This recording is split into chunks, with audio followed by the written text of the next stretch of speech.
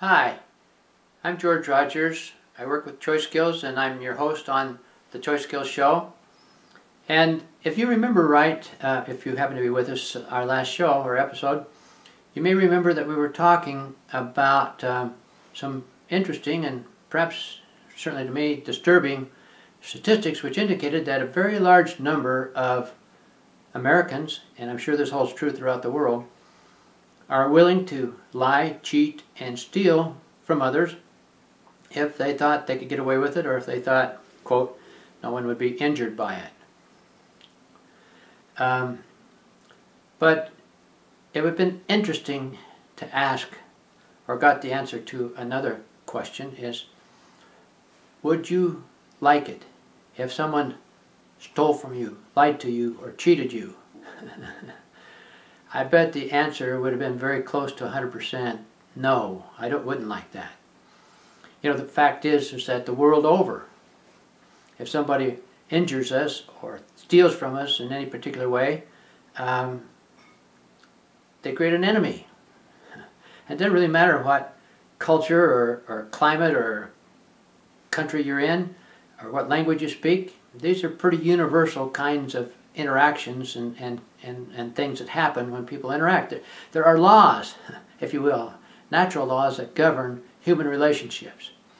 And if you think about it for a moment, the laws that govern our clockwork universe, the things that keep the planets in motion and gravity that holds us to the ground and all these kinds of things, are not terribly unlike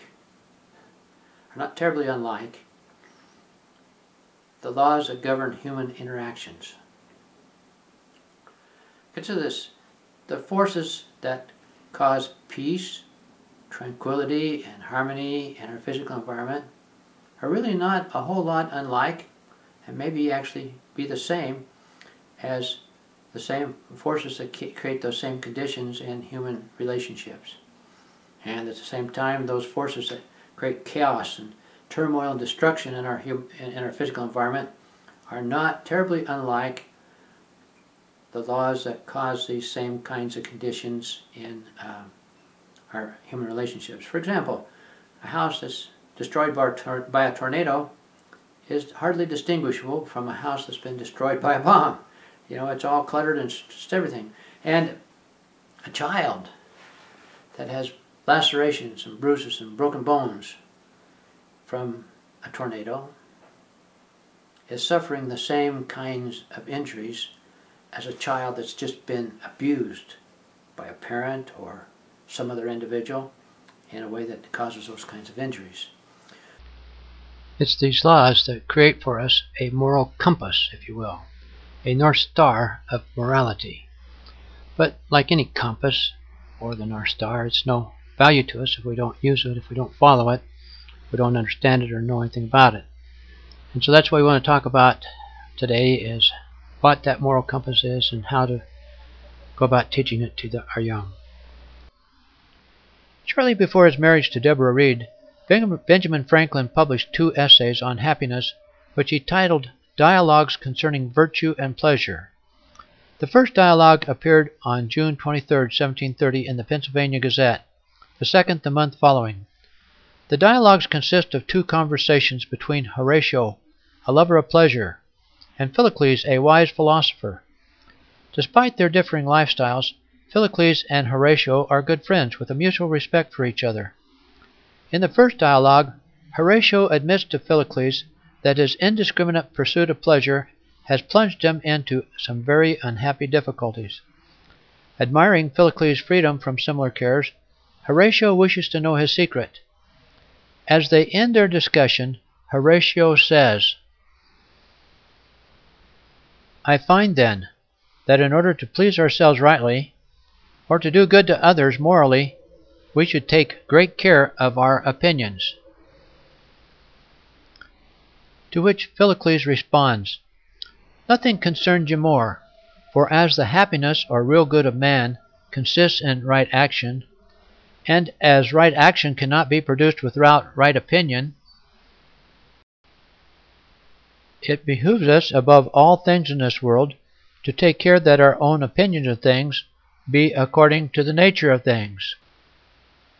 The foundation of all virtue and happiness is thinking rightly. Again, the foundation of all virtue and happiness is thinking rightly. Let us pursue this idea a little further for a moment. Is it truly self-evident that our happiness and well-being are dependent upon taking right action? In the dialogues, Franklin dispels any idea that pleasure is the same as happiness.